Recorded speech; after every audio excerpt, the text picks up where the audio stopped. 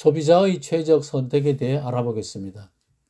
미스터킴이 30만 원의 용돈으로 살 수 있는 아이스크림과 책의 조합, 즉 상품 묶음이 있습니다. 각 묶음의 소비로 얻는 효용의 크기는 표와 같습니다. D 묶음 아이스크림 14통과 책 3권의 효용은 273입니다. F 묶음 아이스크림 10통과 책 5권의 효용은 285입니다. 예산 제약이 허용하는 범위 안에서 선택 가능한 여러 상품 묶음 중 가장 높은 효용을 주는 상품 묶음은 F 묶음으로 효용이 285입니다. 우리 예에서 아이스크림 10통과 책 5권입니다.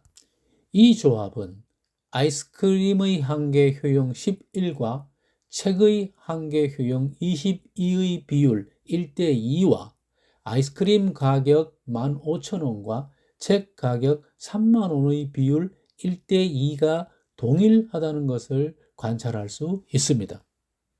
22분의 11과 30,000원 분의 15,000원의 비율이 같을 때 소비자의 최적 선택이 이루어집니다. 이 최적 선택의 조건 22분의 11 이퀄 3만원 분의 15,000원을 15,000원 분의 11 이퀄 3만원 분의 22로 바꿔 쓸 수 있습니다. 이 새로운 식은 각 상품의 구입을 위해 지출한 돈 1원당의 한계 효용이 서로 동일하도록 소비할 수 있는 소득을 두 상품에 배분해야 한다는 의미입니다. 예를 들면 아이스크림에 지출한 마지막 1원의 한계 효용이 알파이고 책에 지출한 1원의 한계 효용이 베타라고 할 때 알파가 베타보다 크다면 책에 지출한 돈 1원을 줄이고 그 1원을 아이스크림 구입에 지출하면 효용이 알파 마이너스 베타만큼 커집니다. 알파와 베타가 동일하지 않다는 것은 현재 묶음에서 효용이 극대화되지 못했음을 의미합니다. 이번에는 상품의 가격이 변했을 때 최대 효용을 가져다 주는 상품 묶음에 어떤 영향을 미치는지 살펴봅시다. 다른 조건에는 아무런 변화가 없고 아이스크림 가격만이 하락했습니다. 이 경우 효용을 극대화하기 위해서는 아이스크림 소비를 늘려야 합니다. 아이스크림 가격 하락은 앞서 본 효용 극대화 조건, 즉 15,000원 분의 11 이퀄 3만원 분의 22의 등식에서 좌변이 더 커졌음을 의미합니다. 아이스크림의 수요 곡선은 우하향, 즉 가격이 낮아지면 수요가 늘어납니다.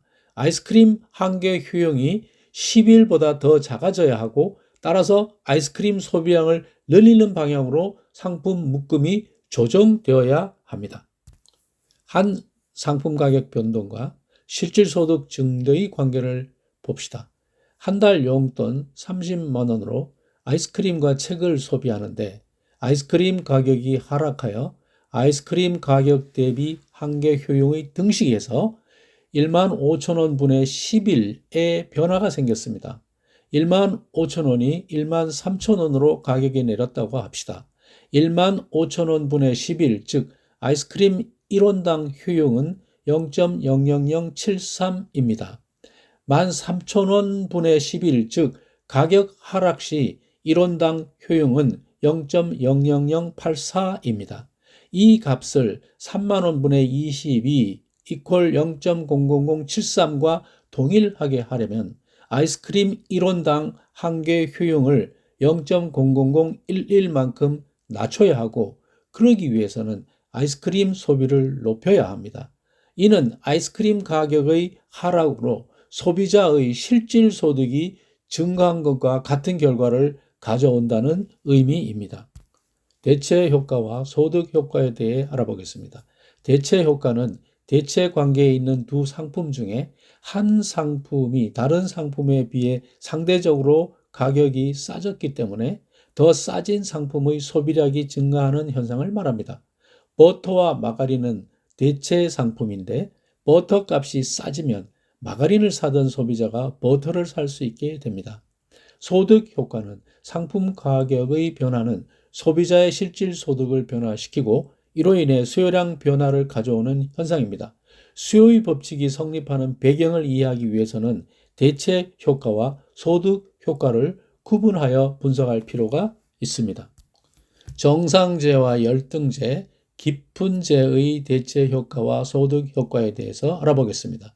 대체 효과는 언제나 같은 방향으로 작용하여 상대적으로 더 싸진 상품의 소비량이 증가합니다.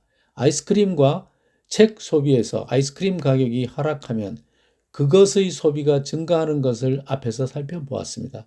그러나 소득 효과는 고려 대상이 되는 상품의 성격이 정상제냐 열등제냐에 따라 다른 방향으로 움직입니다. 정상제는 실질 소득이 증가하면 수요량이 증가합니다. 그러나 아일랜드의 감자 소비처럼 열등제는 실질 소득이 증가하면 수요량이 감소하는 이상현상을 보입니다.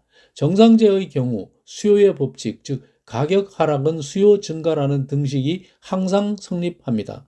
그러나 열등제의 경우 대체 효과와 소득 효과가 반대 방향으로 작용하여 수요 법칙이 성립하지 않습니다.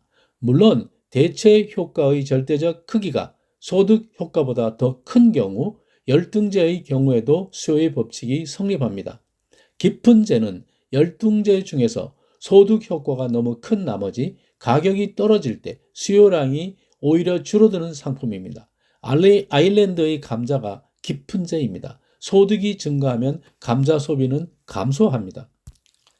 시장 모델에서 관심이 있는 것은 개별 소비자의 수요 곡선이 아니라 시장 전체의 수요 곡선입니다. 왼쪽 그래프는 박씨, 이씨, 김씨의 수요 곡선으로 앞서 설명한 과정을 거쳐 개별 소비자의 수요 곡선을 도출한 것입니다. 이 개별 소비 곡선을 수평 방향으로 더하면 시장의 수요 곡선을 얻을 수 있습니다. 이때의 전제는 각 개인의 수요는 다른 사람의 수요에 영향을 받지 않는다는 것입니다. 그러나 현실에서는 서로 영향을 받기도 합니다. 다음 장에서 알아볼 네트워크 효과와 유행 효과 같은 것이 있습니다. 네트워크 효과란 어떤 사람의 수요가 다른 사람들의 수요에 의해 영향을 받는 경우입니다. 예를 들면 비트코인 가격이 상승할 것은 점점 더 많은 사람들이 비트코인을 구입하기 때문입니다. 아마존의 기업 가치가 증가한 것도 아마존을 통해 구매하는 소비자가 늘어났기 때문입니다. 네트워크 효과가 존재하면 앞에서 본 것처럼 수요 곡선을 수평으로 더한다고 해서 시장 전체의 수요 곡선을 구할 수 없습니다. 서로 영향을 주는 과정에서 시장의 수요량이 더 커질 수도 있고 더 작아질 수도 있기 때문입니다. 유행 효과와 속물 효과에 대해 설명하겠습니다. 유행 효과는 서커스단의 악대 행렬을 따라다니듯 유행에 따라 어떤 물건을 사게 되는 효과입니다. 친구들이 어떤 게임기를 갖고 있는 것을 보고 자기도 사달라고 부모에게 떼쓰는 아이로 인해 게임기 수요가 늘어납니다. 유행 효과가 존재하는 경우 시장 전체의 수요는 개인의 수요량을 합한 것보다 더 커집니다. 속물 효과란 명품 브랜드 옷처럼 존재감을 드러내기 위해 소비하는 상품의 경우 나타납니다. 시장의 수요가 증가하면 이전에 명품을 입던 사람은 그 옷을 사지 않습니다. 그래서 수요가 감소하는 현상을 속물 효과라고 하고 속물 효과로 인해 시장 전체 수요는 개별 수요의 합보다 작아집니다.